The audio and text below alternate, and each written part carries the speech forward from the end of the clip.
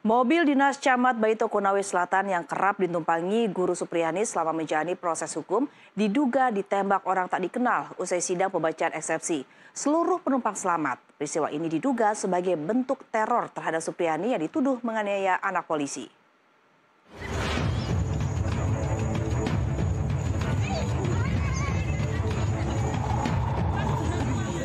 Inilah mobil dinas Camat Baito Sudarsono ditembaki orang tak dikenal sepulang sidang kedua Supriyani di depan SD Negeri 3 Baito, Kecamatan Konawe Selatan, Sulawesi Tenggara. Minibus berplat merah bernopol DT1069H ini dikemudikan oleh Kasih Pemerintahan Kecamatan Baito. Sekaligus PJ Kades Ahuangguluri Herman melanggar saat hendak menuju kantor kecamatan. Tak ada korban jiwa ataupun luka dalam peristiwa ini, namun kaca sebelah kiri di kursi tengah retak hingga nyaris berlubang. Meski begitu, kejadian ini dianggap sebagai teror terhadap Supriyani. Mobil ini kerap ditumpangi Supriyani, guru honorer yang dituduh menganiaya siswanya yang merupakan anak polisi. Mulai sejak keluar dari lapas perempuan Kendari hingga mengantar ke pengadilan untuk menjalani sidang.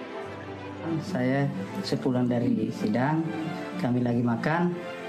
Pak Desa Ahuangguluri pulang di rumahnya, sekitar 1 jam berselang, beliau balik, saya lagi duduk-duduk di aula, situ di tribun, kemudian Pak Herman menelpon, katanya mobil ada yang terkena peluru, tapi saya belum bisa pastikan peluru apa, makanya kami langsung ke sana di TKP. Tak dapat informasi, satu ke TKP, saya lihat ini semua.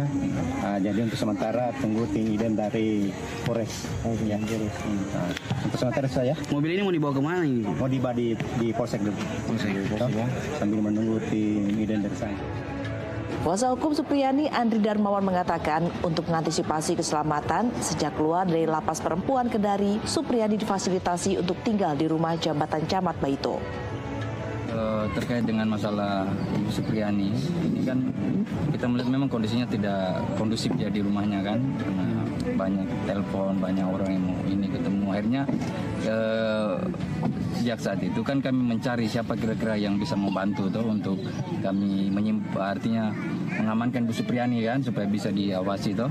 Nah, akhirnya kan ini sudah beberapa hari ini kami berterima kasih kepada dalam hal ini pemerintah Kecamatan Baito toh memfasilitasi Bu Supriyani ada di sini dulu toh.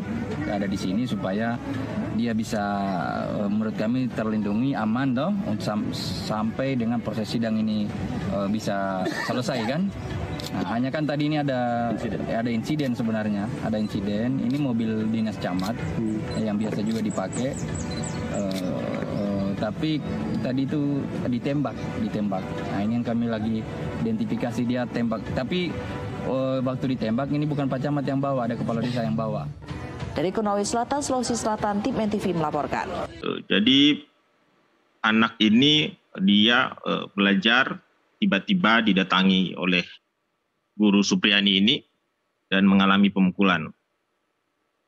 Keesokan harinya ibunya tanya karena melihat ada bekas pukulan di pahanya ya. Dia mengaku bahwa dia dipukul oleh Bu Guru Supriyani ini. Itu alasan pemukulan itu apa?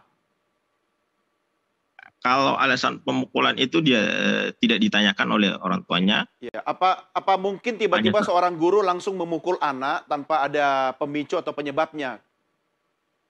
Kalau berdasarkan keterangan saksi-saksi anak, pada saat itu kelas dalam situasi yang begitu ribut ya. Jadi Ibu Supriyani tiba-tiba masuk gitu. Jadi itu upaya pendisiplinan ya? Ya, seperti itu. Dan sampai dia mengeluarkan kata-kata disuruh nulis bukan cerita, kemudian lalu dia mukul gitu. Oke, Pak Andri, komentar Anda setelah mendengarkan kronologis dari Pak Laude Muhram seperti apa? Saksinya ini ada 8 ya, ada 8, 3 orang anak, kemudian ada 5 orang, 3 guru dan 2 orang tua siswa. Menurut Guru Supriyani pemukulan itu tidak pernah terjadi. Ya tidak pernah terjadi. Maksudnya begini, kalau kita membaca berkas perkara, siapa yang menyatakan ada pemukulan? Cuma 3 orang anak. Ya, 3 orang anak tidak bisa dijadikan saksi ya? Yalah, ya itu kita belajar di KUHAP ya, di teori manapun bahwa keterangan anak itu kan nggak bisa kita kategorikan sebagai keterangan saksi. Oke. Kekuatan keterangan seorang saksi itu adalah keterangan yang diberikan di bawah sumpah, ya kan? Nah, itu cuma 3 keterangan anak. Nah, sekarang coba kita cocokkan bahwa seorang anak ini mengaku dipukul oleh Supriyani di kelas 1A. Siapa guru kelas 1A? Gurunya adalah Ibu Lilis, sudah diperiksa di BAP berkali-kali.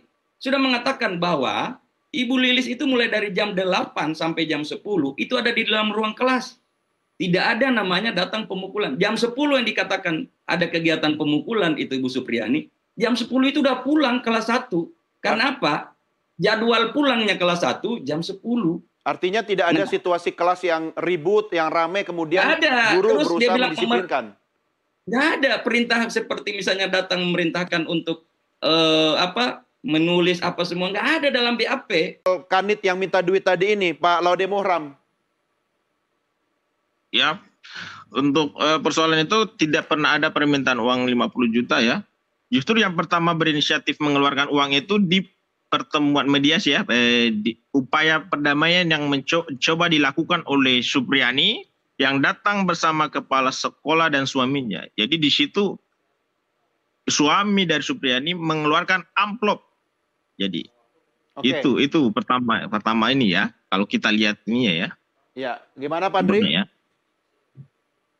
Kalau itu menarik bahwa ini kan kalau misalnya ada bantahan seperti itu, pertama kami ada saksi. Kemudian kami ada bukti rekaman. Pak Kanit baru-baru datang menemui kepala desa. Intinya meminta supaya kepala desa memperhalus bahasanya. Di situ jelas terekam. Yang merekam siapa, Pak? Oh, kami. Oke. Oh ya, ada percakapan itu. Pak Kanit datang merasa terganggu karena dia dipojokkan sama netizen, katanya dia datang minta supaya diperhalus bahasanya. Tapi di situ dia mengakui bahwa memang ada permintaan uang 50 juta itu clear. Nanti kami putarkan secara nyaring nanti di persidangan. Oke.